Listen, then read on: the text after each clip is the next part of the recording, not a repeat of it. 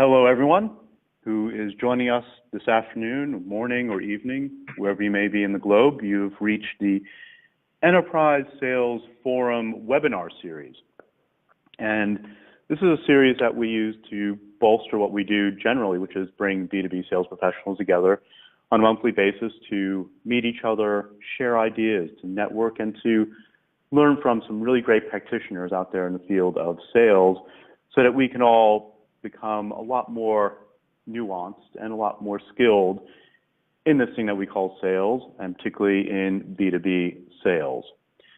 And today we are really delighted to have two incredible speakers to join us, and again, to bolster what we do live, but also to bring some great folks together so we can have chats online and through webinars such as this. And today we want to talk about this idea of predictive sales. What really does it mean? What does it mean to actually implement and embrace this idea of predictive sales in your organization? Are we just talking about technology? Are we talking about process? Are we talking about really an entire way of thinking about your sales organization? And we brought together Roy, CEO of Chorus.ai, and we have Stephen Brody, who is the head of account development in Americas at MuleSoft. And I'm going to let Roy lead us off in this discussion, but maybe just like a quick round of introductions to share where you're from, how you got to this point, and then we can jump right into the meat of the matter. Sure thing. Thanks so much, Mark. So I started Chorus. I've been working on Chorus for about 2 years. We are based in San Francisco with R&D in Tel Aviv. And we're part of this trend of predictive sales, and we apply predictive sales to conversations.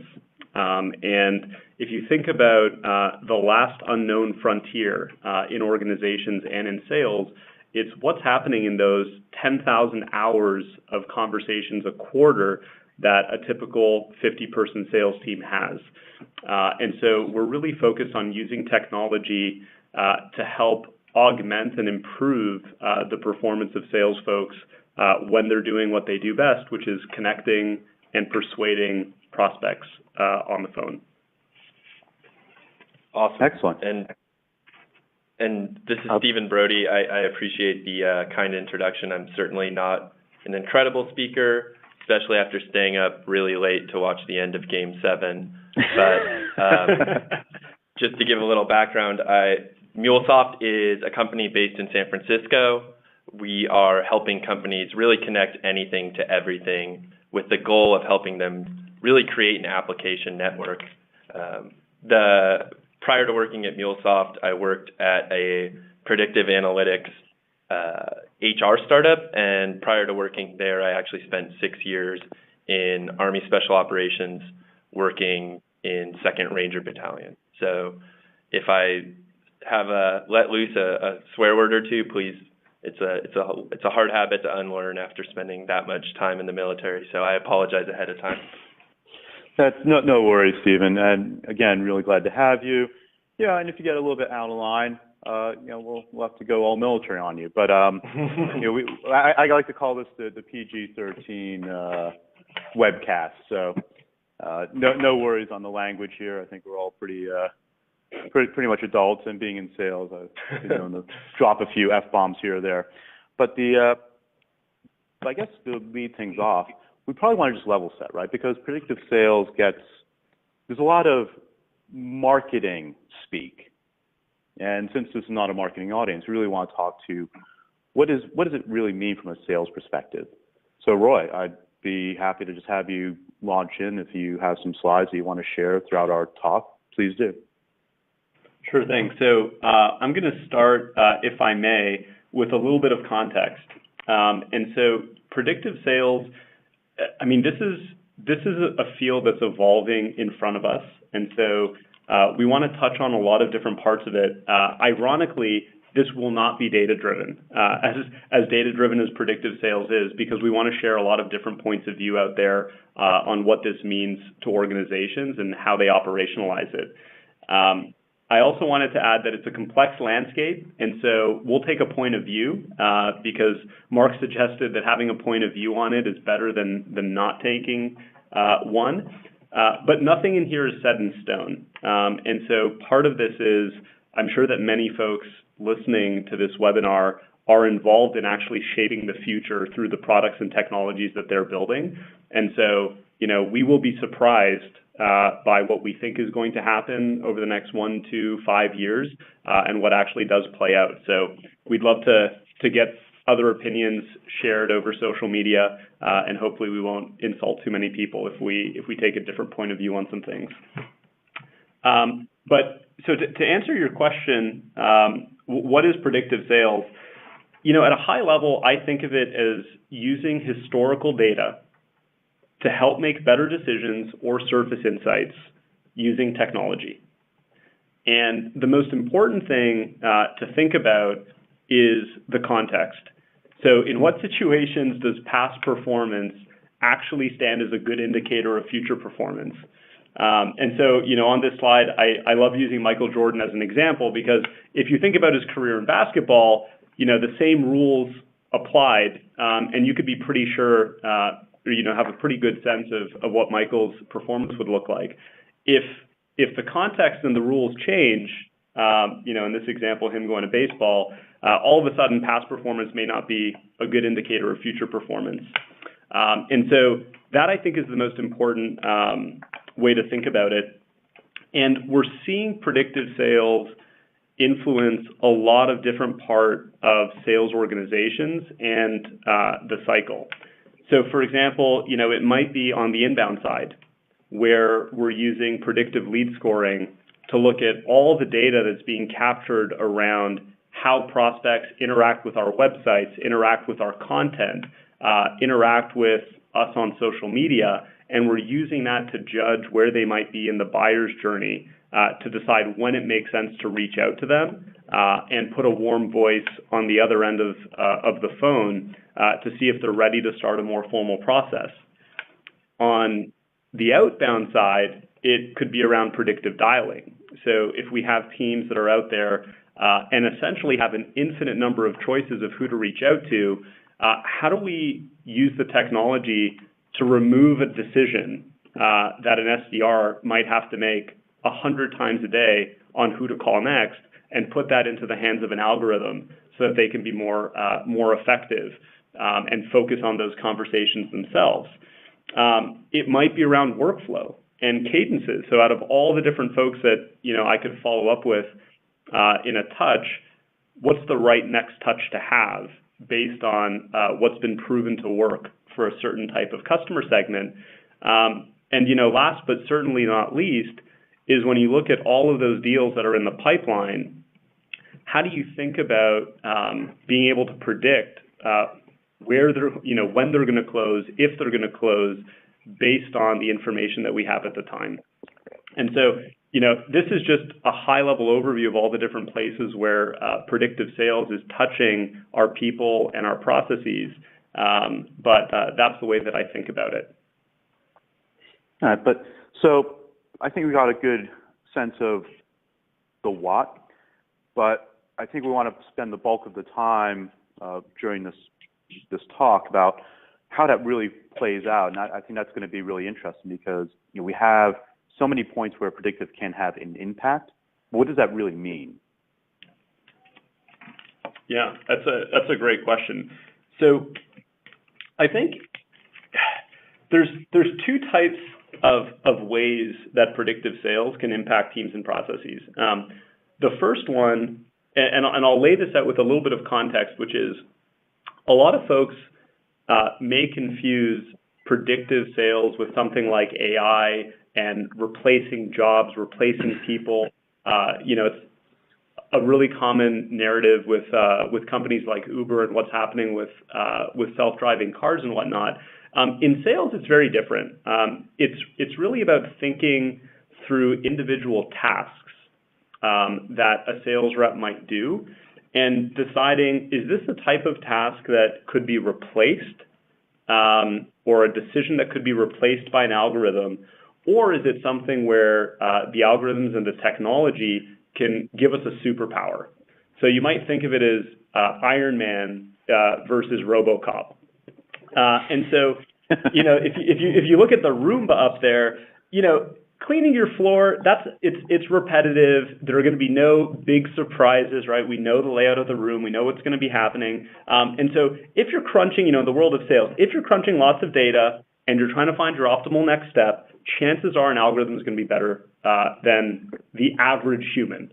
And so we'll see a lot of those tasks moving to the technology. Same thing if it's just a simple repetitive task. We'll see that moving to the technology.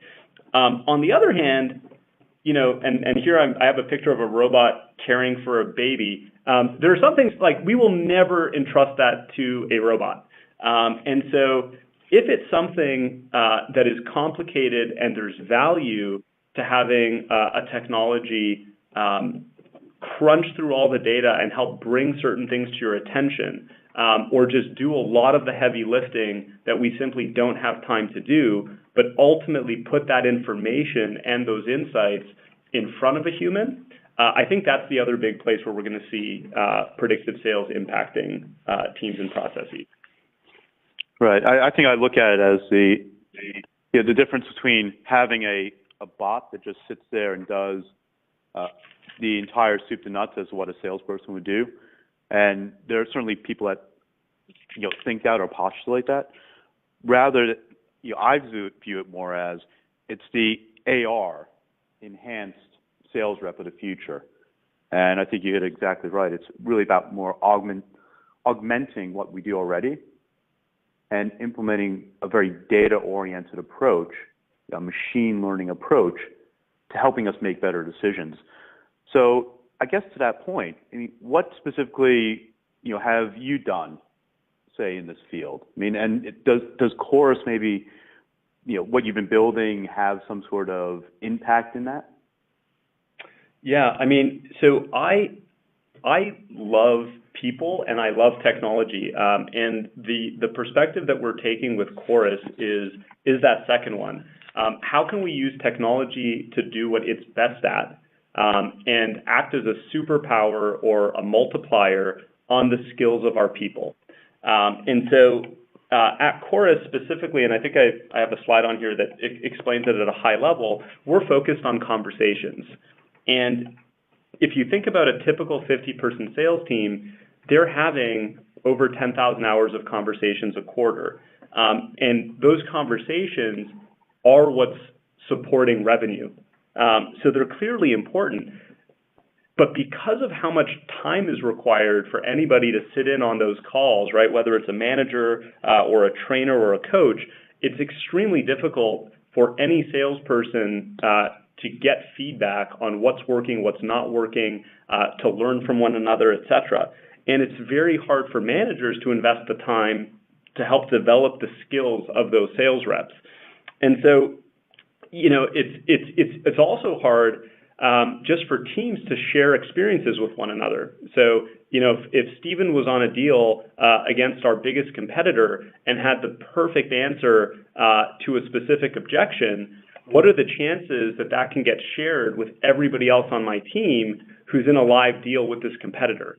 And the answer today is it's impossible to do, because maybe 5% of a conversation makes its way into a rep's notebook, and 5% of a rep's notes makes its way into the CRM, and nobody has the time to go through a CRM to pull together those insights. And so what we've done at Chorus is we've said, well, these conversations are an asset, and they're a major lever point to improve the performance of a team if you can learn and improve the selling skills, the craft of these reps. So our technology joins each conversation, records it, and then essentially does all the work that you'd want a manager or maybe an intern to do in terms of telling you, here's everything that happened on this conversation. Let's do that work for you. And if you're a manager, we make it extremely easy to see a dashboard of every conversation that took place and everything that you want to know about it, so that you can more effectively help manage your team, help manage your pipeline, and decide where you want to focus your time and energy. Yeah, and I think what's go ahead. Oh, no, I was going to say, so, I mean, Roy, you mean that, like, salespeople aren't putting everything in the CRM? please go ahead, Stephen. It may surprise you. Yeah, it may surprise you. Yeah, and Stephen, I didn't mean to interrupt. But yeah, what I was going to say, and you actually sort of brought up my exact point is, first of all, not everyone is adding everything to a CRM. You're probably getting 5% of what actually happened on a given qualification call, for instance, as information that's being transcribed, and translated back into your CRM. But what's really interesting is what we found as a sales team is that, often those initial qualification calls are one of the biggest, if not the biggest levers we have to pull in order to be successful in driving a successful engagement. Now, I bring up qualification in particular because talking to other leaders, I've heard time and time again that actually being able to have a very objective way to qualify whether or not in a conversation or an initial engagement was a good one is something that is sort of like a as of yet unattained aspirational sort of nirvana state. And what's interesting about that is we're qualifying in a lot of stuff that may or may not be qualified into our pipeline at the right stage with the right sort of level of likelihood of closing. And when we do that, because we're not doing it in a predictive way, we're sort of taking a gut stab at what we put in, well, it sort of leads to that idea of like garbage in, garbage out. And if one was able to accurately predict based on a conversation whether or not something was indeed qualified, then we can make better decisions on how to continue to execute and run a sales play. So I think this is a really interesting sort of final frontier that has yet been unconquered. Right, and you actually bring up something that, I think we'll dive into a little bit later, but maybe it might make sense to talk about now. I mean, data. I think that's the biggest challenge we have. And Stephen, you bring up like a huge, huge pain point that I've seen, again, across many sales leaders I talk to. It's we optimize all the parts of the sales funnel and all these processes from the lead coming in, stuff that we look at from the more from the closing end of the cycle. But this middle part, these conversations, it's kind of like we're playing darts in the dark in many cases. And oftentimes we just don't have the data that we need to make even a cogent type of decision. Yeah, and it's interesting because when you sit in on a QBR, you find sales leaders continuously interrogating whether or not something is indeed qualified or forecasted accurately. And we have a ton of data that we're putting into a CRM, but yet it's still an incomplete picture, and it's not making an accurate prediction a lot of the times as to whether or not something is being forecasted accurately. And that has really, detrimental downstream effects as you're trying to drive a predictable business and drive predictable revenue for your operations. Yeah, and if I can just add one really maybe a side point to this, the data matters, and Mark, this is something that we've talked about quite a bit in terms of the craft of the salesperson and how much of it is asking the right questions that surface the right information. And so part of it is that, like we had one customer that was extremely interested in competitive insights. So just knowing who they were up against in certain deals. And it turned out that after we had set up Chorus for a few months, we looked at the data to see, how often are these competitors coming up? And the answer was not very often. And it was surprising. What happened, it turned out, was that reps weren't asking the question, right? So if you don't get the team to say, hey, Mark, so who else are you looking at right now as a part of this process?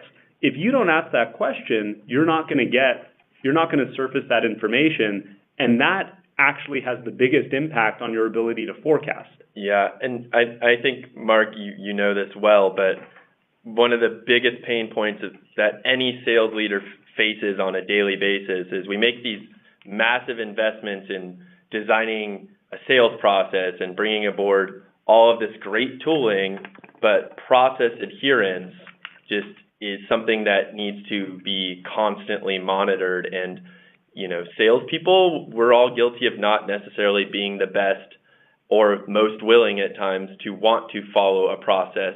And on top of that, often we haven't validated using data whether or not the process is the right process. And that's what's really interesting about taking this really, really impactful point of leverage in any sales cycle, a meaningful engagement with a prospect or with a customer, and really using that data to go and validate whether or not our current processes are the right ones or whether or not people are adhering to them in the first place. So, if I kind of take the tenor of the conversation to this point, I look at it from two different streams. One, it's we may not even have the right data, and that's a problem because we're not going to get people to spend that time necessarily to be rigorous enough to put that data into some sort of system to start to make us a little bit more intelligent about what we should be doing.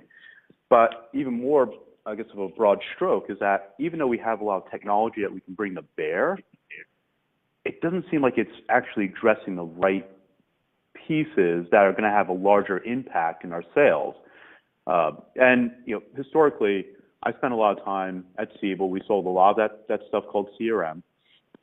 And a lot of folks that, definitely were using CRM would, to your point, Stephen, end up in forecast calls or quarterly business reviews. And there'd be these big questions about, well, what's truth and what's not truth? And that was all built up on an entire quarter or half year's worth of just missing data points. So how do we actually want to maybe address some of these things?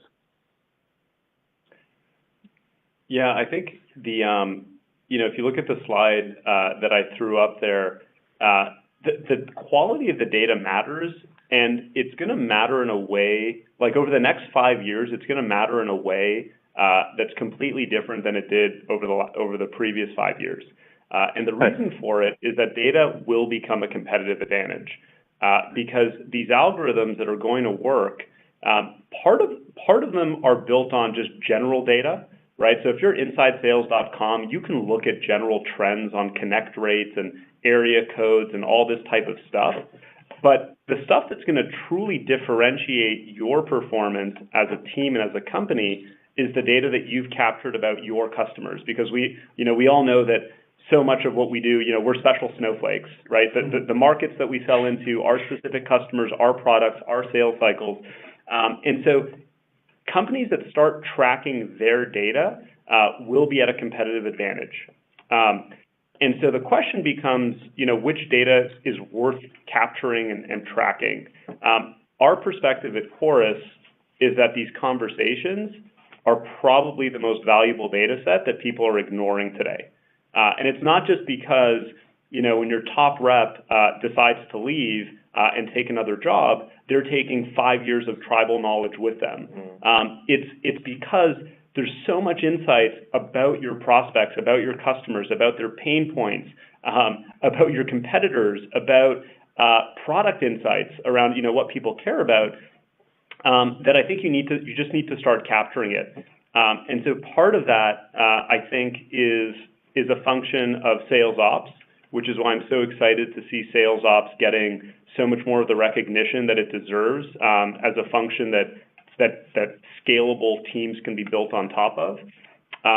But also finding the right vendors that understand the data, understand the technology, and most importantly, know how to help you operationalize the technology and get it adopted so that you can actually get the benefits out of it.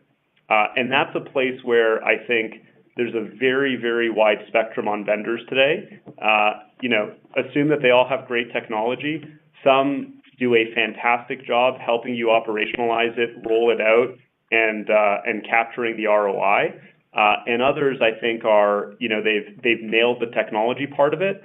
They haven't yet nailed the human part of it. Sure. And I'd love to hear Steven's perspective on this, right? Because obviously you must have quite a few technologies that you're working with and some, a lot of data you're probably playing with. What's actually helping you move the needle? Yeah, it's a great question. And frankly, I think the point that Roy made about the need to operationalize the technology as being critical to the success of the organization is the one that really resonates most with me. We're using, a wide variety of tooling, and a lot of our success and a lot of the adoption of that tooling is something that is directly correlated to the level of investment that those vendors made in ensuring we came on board and were successful in actually using that technology. I would, as a former special operations person myself, I was reading Thomas Greer, the guy who wrote under the pen name of Dalton Fury's book, Kill Bin Laden. And essentially when quote unquote Delta Force went into the mountains to hunt bin Laden in the early parts of the war in Afghanistan, and forgive the tangent here, the reason the Delta Force commandos at the time had a competitive advantage was part and parcel due to the fact that they had a superior technological advantage. They had night vision goggles, they had B-52 bombers on call, and they had the kinds of communication equipment that ensured that they could safely and securely and effectively communicate with each other. But they were tasked with a partner indigenous force.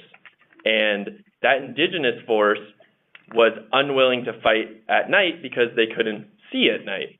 So the commando said, hey, we have night vision. Take a look through this night vision and look, like, you can see everything. And they were enamored by it.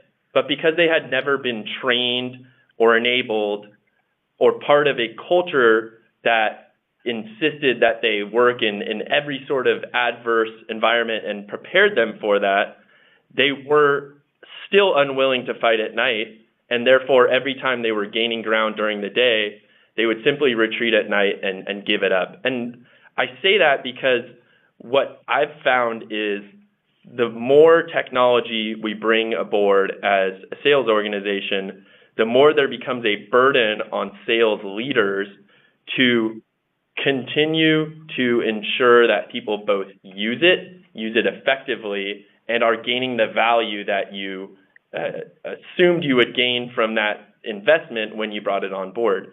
So I think you can augment a sales organization with technology, but you can't replace a culture of continuous learning and training and enablement.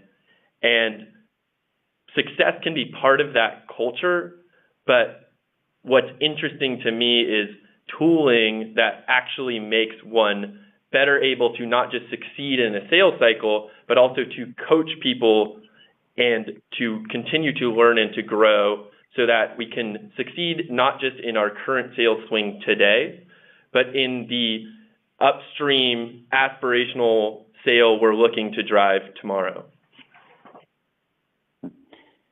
I do have a question. It might be kind of a good opportunity to maybe dive into this one, but someone asked a question actually about Chorus. So Roy, I think the question boils down to what exactly it is that you're providing in terms of this realm of predictive sales. Specifically, like the question goes, are you recording sales conversations, transcribing, aggregating, evaluating the input, like a sales-centric listening tool? So, I mean, what would your response be to that? Yeah, thank you for the question. So that's pretty accurate. Think of Chorus as an assistant almost for a rep that helps them be aware of the important things that happen in their conversations, and does all the heavy lifting to find those important moments for you. So Chorus joins every conversation for the rep, it transcribes it, and then it automatically highlights and surfaces every important moment in the conversation as it relates to your sales cycle. So an example might be, as a manager, you might want to know, my team did 50 calls this week. I just want to know, who are those calls to? What was the agenda? What were the concrete next steps that came out of it? And what topics were discussed, right? Were there any big objections that came up? Were there any competitors that came up? And so Chorus will go through the transcript of the conversation and automatically surface for you, these were the 3 action items that came up, and yes, there was actually a conversation around scheduling that next event. And so without even having to spend a minute looking at a call, you could get that insight. For the sales rep, it's helpful because they don't need to focus on note-taking. They can assume that they can go back to a transcribed call with all those key moments highlighted. It might be, where did we talk about their implementation timeline? Where did we talk about the decision-making process? Where did we talk about their budget? All these things that we know are a part of effective sales conversations.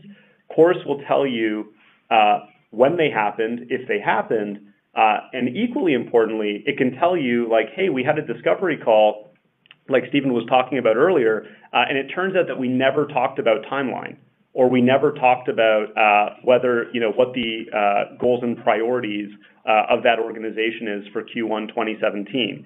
And so that becomes a very leveraged way for a manager to get an X-ray on the capabilities of folks on their team and figure out where they can help an individual rep or a deal move forward.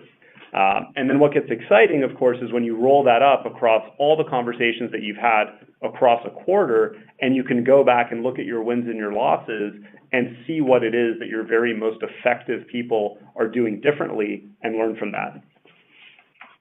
I almost look at it as, we've been able to capture some of these informations around conversations in the past. So you've always had things like call recording.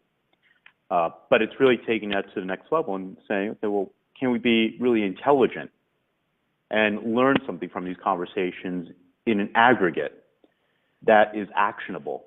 And we kind of have this today on the email side. Right, Stephen, what do you use, for example, for email?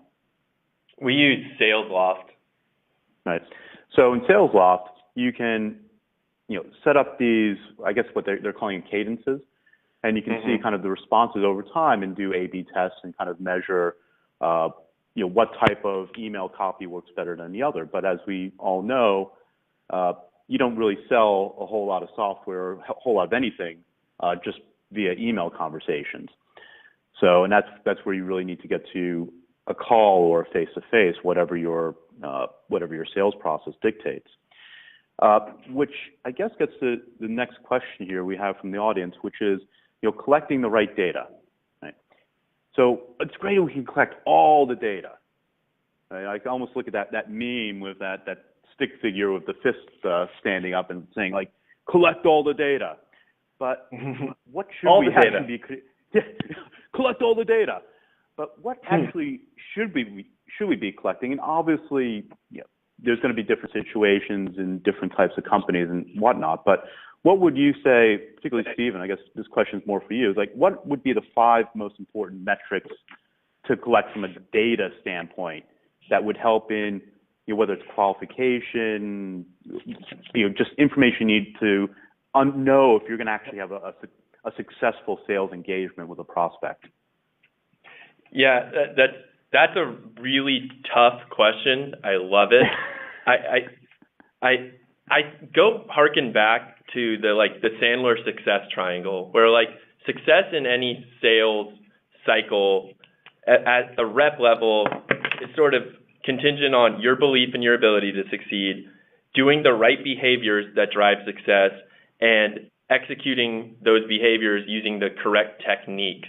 And what's interesting now is sales orgs are generally pretty good at capturing whether or not we're doing the right behaviors. Are people picking up the phones? Are they sending email? Are they going face-to-face with a customer? That they are capturing the activities. But I think what's really, really difficult to measure is, are they using the right techniques in those engagements? So capturing, whether or not they're setting an upfront contract, whether or not they're setting next steps, it's hard if you're not measuring adherence to even basic fundamentals like that, or asking the right kinds of qualification questions to surface the right kinds of pain to compel a prospect to want to move down, go and sort of get involved in a sales process. That is really hard to currently capture. And those measurements of using the right techniques are what dictates whether or not something is a high quality engagement. So I think I'm not worried about the top 5 activity metrics that we're currently capturing. What's more interesting to me is what are the top 5 techniques that we should measure the success of in any given engagement. Yeah, and Mark, if I can add to that from maybe a vendor perspective, I would say there are 2 points that I want to make that tie into this. The first one is that a lot of people think of as technology as the answer. And I think that what technology is going to do is take a lot of things that used to be differentiators for organizations and just level the playing field, right? Oh, you used to have a great process for teaching your reps to schedule next steps. Well, now you're going to have a piece of technology that'll do that for them. And what it does is it pushes more and more of the differentiation on a team's performance to the decisions that leadership makes around what do we invest in, what do we measure, and the culture of the team. All of these other things that simply flipping a switch with technology can't solve. How that ties back to metrics and data is pretty simple. My perspective on this is that some data and some process is better than nothing. Because what you can do with the predictive technology is pretty simple. You can start measuring you might define 5 stages, and they might not be perfect, but they're better than what you have today. And then you go look at them and you see whether or not those stages are helping you properly forecast. And if they're not, you dig in and you start to understand, okay, what are we missing? What should we change next quarter? What do we want to add to this? What do we want to subtract from this? And so it's not you start collecting this data and you're done. It's a process. And so part of what we do, with our customers is we start just tracking really basic things like, hey, if we consistently talk about timeline during a discovery process, does that help us better forecast? And if the answer is yes, then perfect. Let's roll that out to everybody. Let's make it a part of our process. If it turns out that there are a bunch of deals that completely blindsided us and they didn't close, what was the reason for that? Oh, it turned out that this key piece of information came up really far down the pipeline. How do we introduce that as a question earlier on to make sure that we're not blindsided by it in the future? And so, to answer that question, what I would say is, start collecting, be thoughtful, define a process, define the data that you think matters for your sales cycle, capture it as best you can, hopefully in a way that doesn't put a big burden on the reps, and use technology, like Chorus or like something else, if the technology can do some of that data capture for you, and then review it. Make it a part of your culture and your team so that you continually get better. Yeah, and what I'd add is when you iterate on that process, if you are capturing the right data, you can start building in verifiers that actually verify that you are accurately predicting something or how deep or how far along a sales process a opportunity might be. And you can map those verifiers actually into that sales process So it's really interesting to take the framework that Roy's talking about, which is, create sort of a minimum viable product version of your sales process, and then use data to iterate and refine it, and do it in a way where the outcomes that you're verifying and measuring are predictive of success. Yeah, and I think just to sum up what were some really, really awesome points.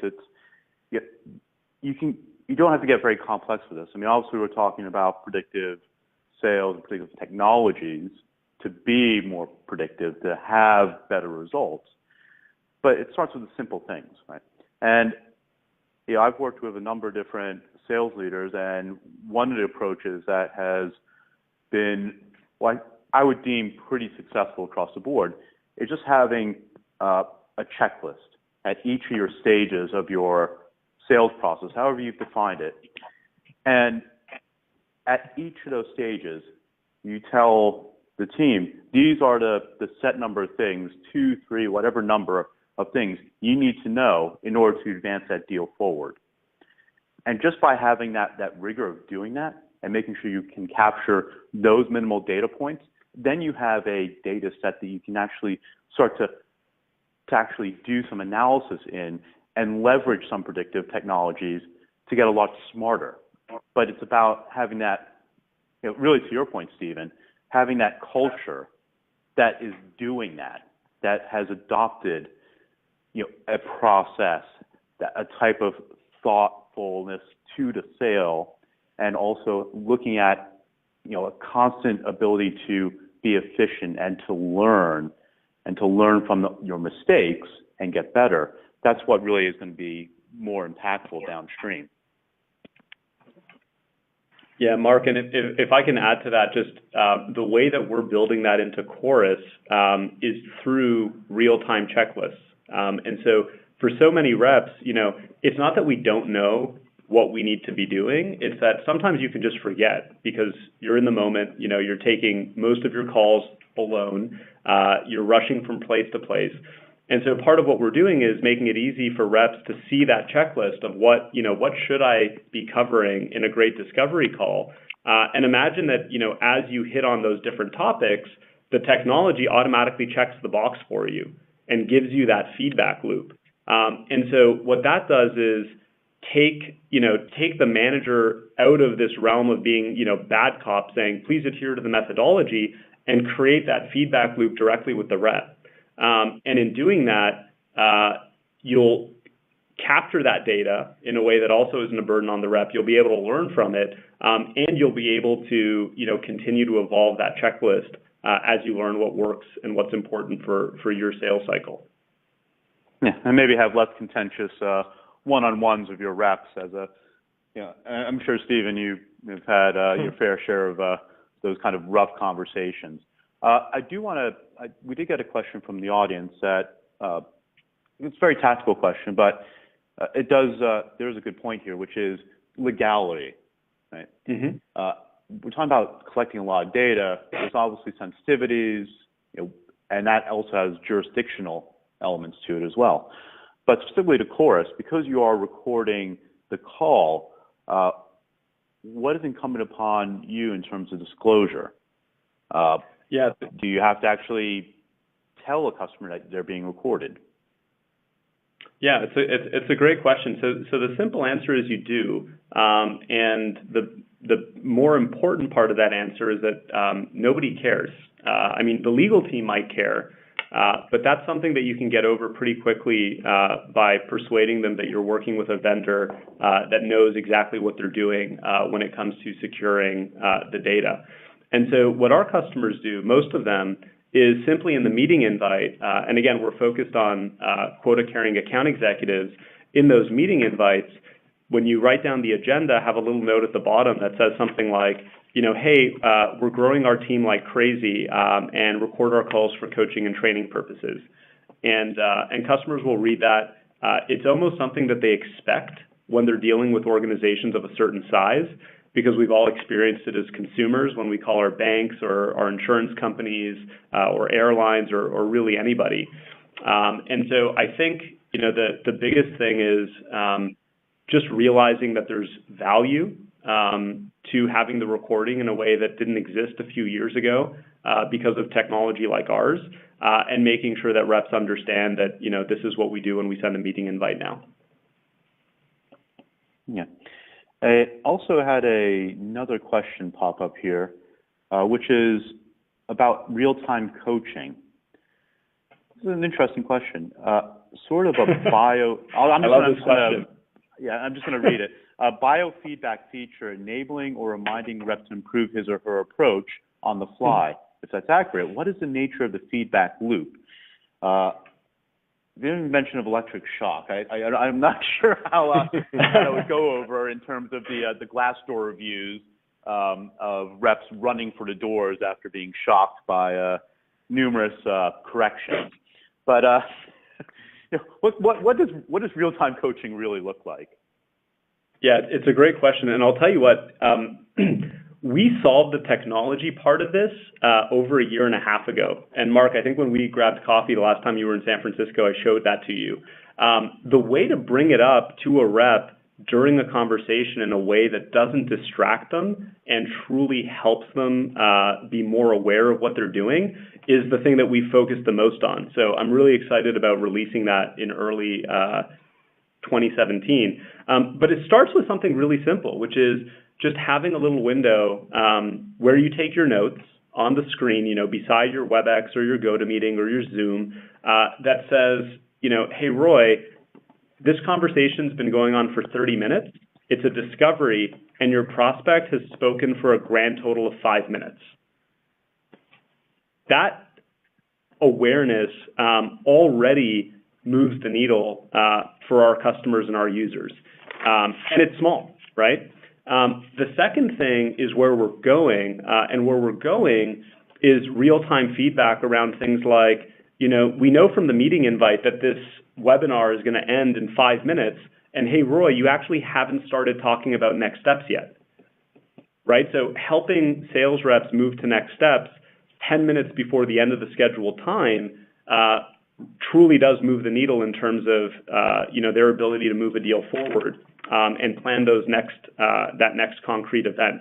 And then over time, it'll even be things like, hey, this competitor was mentioned. What are the 2 or 3 bullet points from our playbook that we're using now to respond to that objection about a competitor? And so there's a lot of things that you can do.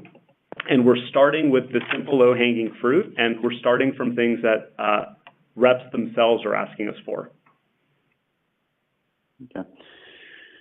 So I guess, if there's other questions out there in the audience, please do feel free to ask. I think we've done a pretty good job of collecting some of the questions during the course of this webinar.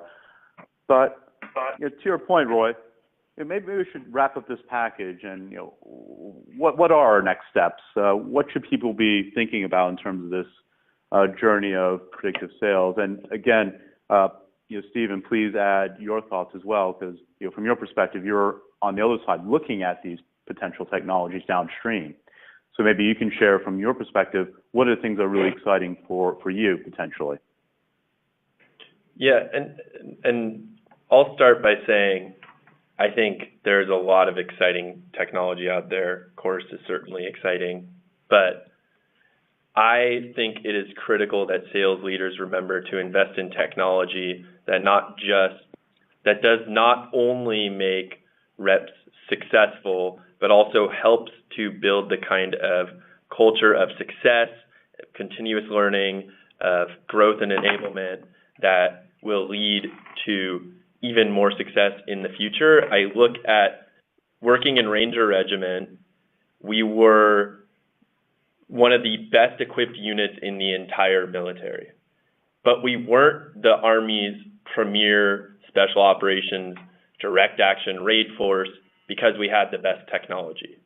We had the most rigorous training and enablement program set up, and we adhered to an incredibly high standard. So any technology that can augment helping you to create what we at MuleSoft term is we define our culture as a team of winners that's not just driven to win, but really by virtue of that success really inspires those around them to win. If you can build that and use technology to help create that kind of culture, those are the kinds of investments that I'm of the mind you should be making. Awesome. Well, I'll add to that.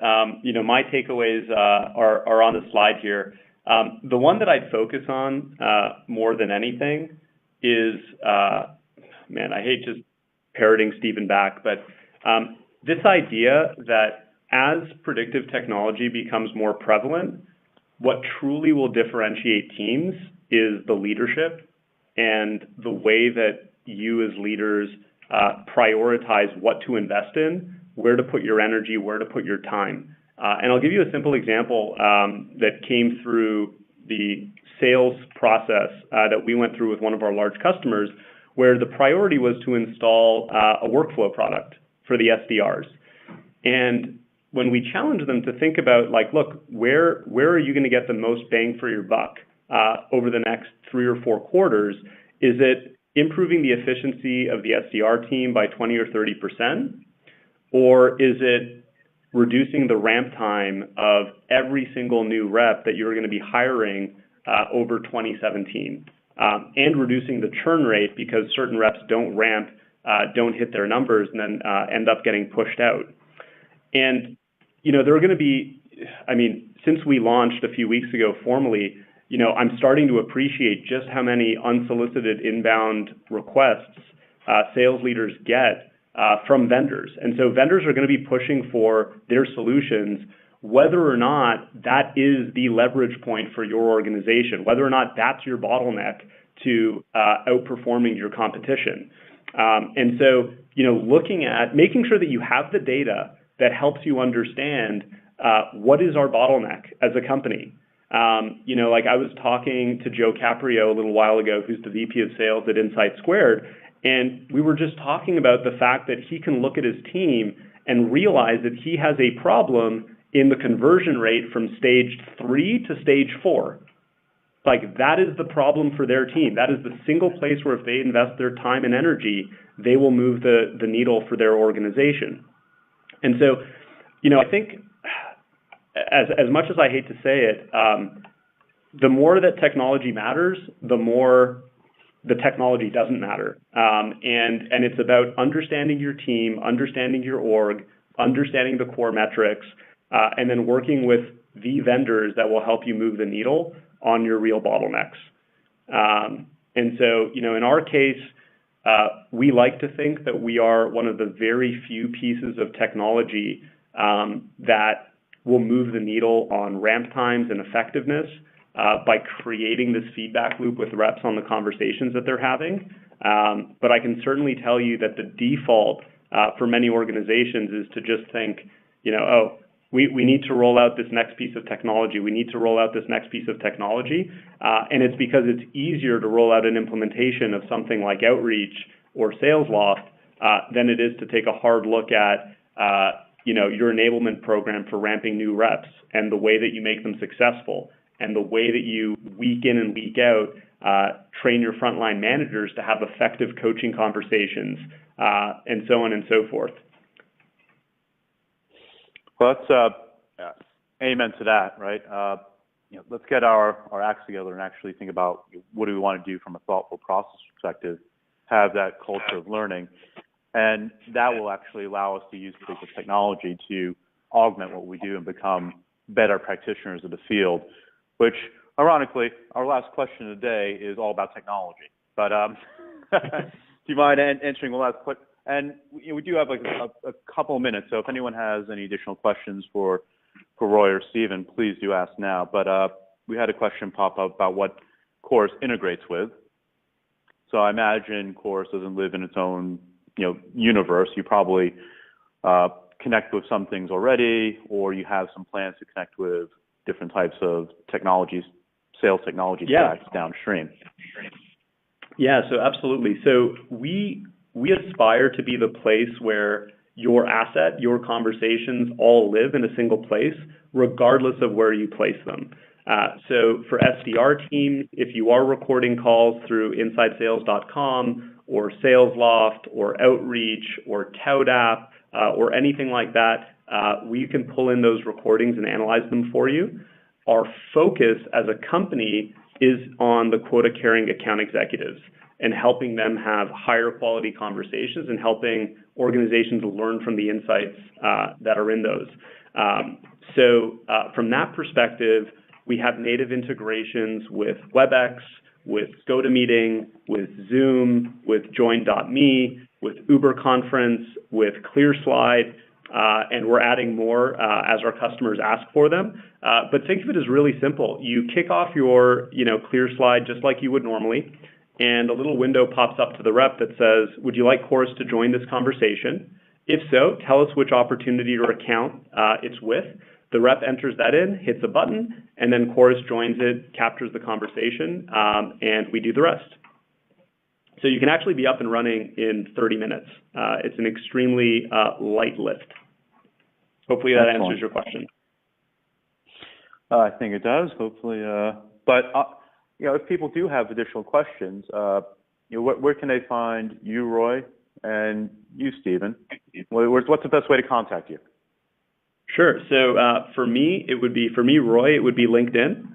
So feel free to add me, Roy Ranani, RAANANI, or send me an email at roy@chorus.ai. I'd love to hear from you, even if it's feedback on the product, your general thoughts.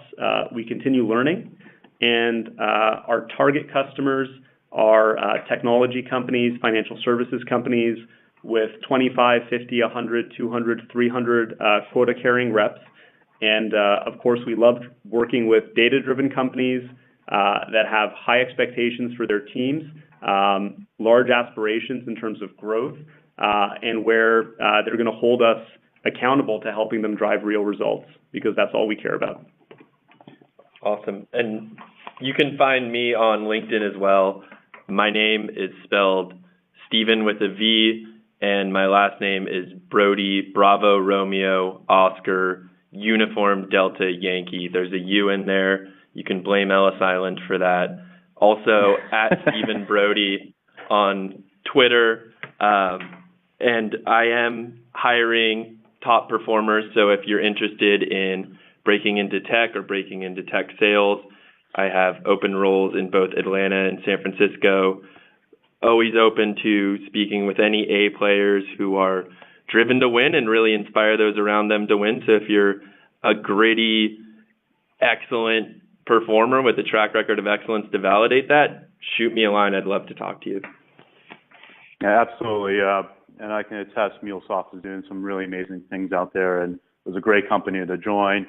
Chorus AI, obviously, I think on the cutting edge of these types of predictive technologies, and it's going to be a huge, huge player in the space as we look into 2017.